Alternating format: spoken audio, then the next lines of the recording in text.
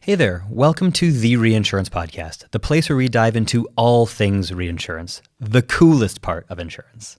We're your hosts, Jerad and Ben, a couple of ex-practitioners who loved the industry so much we founded Supercede to tackle some of its biggest headaches.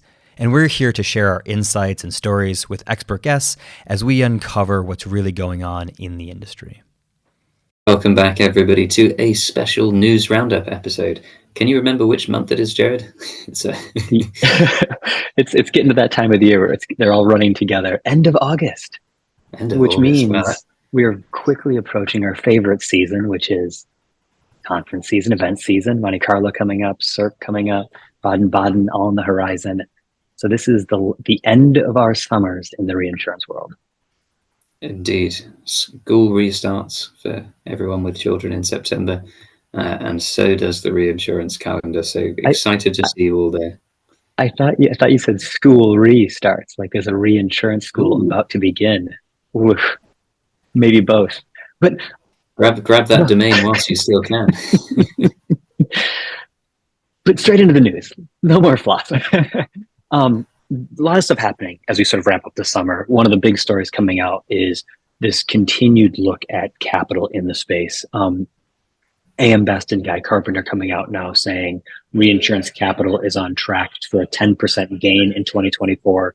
As we're sort of still in this hard market, this is going to be important. What are your thoughts on what this is meaning for the market? Yeah, I think this makes sense as a general trend, given the adjustments we've seen, given the loss environment that we've seen. There's been a lot of focus on the alternative capital space here. So record year on track for cat bonds in terms of amount of issuance there. However, we've also seen commentary say that it's not going to be enough to sort of massively swing the segment in any particularly new direction. So traditional and alternative methods together sort of creeping along to make that overall capital higher. Yeah, well, I think that flows nicely into this sort of Morningstar piece that's come out where there's this sort of expectation of gains in the second half of 2024, but an awareness that there's still headwinds looming, right? It's not clear sailing from here on out. Yeah, it's really interesting to contrast the sort of two different worlds at the moment, because you've had this wonderful reset that we had sort of in 2022 where renewals became a lot more challenging to get done and conditions and terms were all reset. But at the same time, and even looking at results looking good recently, there's another bit that we'll come to later on the industry having returned its cost of capital for the first time in recent memory. But you've got those kind of news stories set against others. Like I wanted to draw out this report from Deep Sky that's suggesting that deadly hurricane frequency has gone up by 300%. There's a few things in that report that they pull out, including the 100-year event is now a 1 in 25-year event. That's quite a big deal. And some of the numbers they give for Florida and for Texas in particular are quite staggering in terms of what they expect. I think there's a quote in there suggesting that we should be expecting seriously damaging events like every 5 years now, rather than much longer timelines historically. So do have a look at that one, because you've got to hold that in one hand whilst you hold in the other hand look at the great results we're posting as a sector at the moment. Yeah, and as we sort of look at where this balance levels out, like you're right, there's these conflicting elements where the world feels riskier, but as our industry always has, you're seeing this solutioning around that, right? This increase in demand for things like parametric being one of the things that's jumped out. You have this surge in risks, but technology supporting how we understand and evaluate those. Some of these being done on a cyber basis as well, didn't we see? Yeah, that was quite exciting. So yeah, overall quite a big growth in parametric issuance, particularly cat bond triggers using parametric, including, as you said, a cyber one, which is quite exciting around cloud outage. So they managed to obviously do a link between if cloud goes down, payout is made type thing, which was great to see. But that again is in response to other things we've seen, like Guy Carpenter posting on the increased or heightened risk of cyber event aggregation stemming from the use of AI. So kind of to be expected that we're seeing further and further protections being put in place of all shapes and sizes. Yeah. I saw an article just in the broader technology news about, all the reform trying to come in to sort of put constraints and controls around AI. But essentially the position was it's already in the hands of bad actors and there's no more putting this back in the model. And it's just from an insurance and reinsurance lens, like how do we now grapple with a world in which for all the benefits and good AI can do, it's also being, weaponized by, malicious actors as well. And that has risk, a huge amount of it, according to the Guy Carpenter piece. Yeah, completely. And I think it's almost the window, who knows how narrow or wide right now, to get ahead, to bolster, to strengthen. We're seeing, blog posts come out from Swiss Re, newsworthy blog posts. That's an aspiration for us, Jerad. We've got to do some blogs that become newsworthy, highlighting, the importance of financial strength and diversification given these conditions. We're also seeing, a bunch of Lloyd's syndicates, for example, and Lloyd itself getting upgrades following the renewal of the central funds insurance from sort of their own ratings agencies. So that's encouraging to see that the industry is not sort of being too complacent about the good news of a better rating environment. We are sort of making sure that we take the action to protect the sector even during that time, and to benefit from things like the improved reinvestment rates we've seen out in the market as well. So hopefully we're staying just ahead of the curve. Yeah, and you mentioned the sort of return to profitability or returning the cost of capital for the first time. As we sort of see these sort of interconnected components, it'll be interesting to watch how the industry evolves here compared to previous years, where it's instead of swinging, between, hard and soft markets, are we collaborating more effectively to find that balance where reinsurers can write sustainably, but, insurers are getting risk protected and they're able to bring risk to the market to offload it in a way that's like, it feels more collaborative in helping us unpick these things. I'm hoping that we'll try to get better there. But a lot of this stuff, as you say, with, the move towards profitability again, feels like we could be in a good spot to balance out how we move into an increasingly risky world, but effectively keeping this business up and running.